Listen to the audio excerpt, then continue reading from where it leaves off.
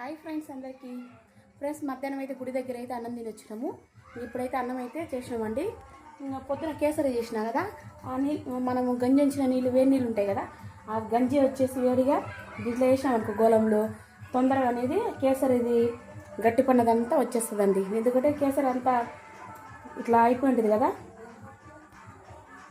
ఇది అట్లా ఆరిపోయిందంతా మళ్ళీ వేడి నీళ్ళు ఇట్లా గంజి నీళ్ళు దీంట్లో పోసినాం అనుకో తొందరగా వచ్చేస్తుందండి. అందుకనేసి వేడి నీళ్ళు అయితే గంజి నీళ్ళు అయితే దీంట్లో పోసిన గోళంలో. వేడి అన్నం అయితే చేసినాం. ఇప్పుడు వేడి అన్నం,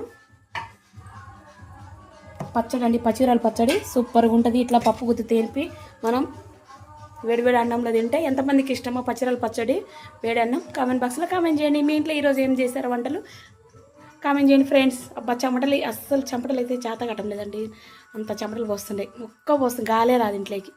ఓకేనా ఫ్రెండ్స్, బాయ్ అండి. మన ఛానల్ కొత్తగా చూస్తున్న వాళ్ళు ఉంటే సబ్స్క్రైబ్ చేసుకోండి, షేర్ చేయండి. ఓకేనా, బాయ్ ఫ్రెండ్స్, లైక్ చేయండి ఫ్రెండ్స్.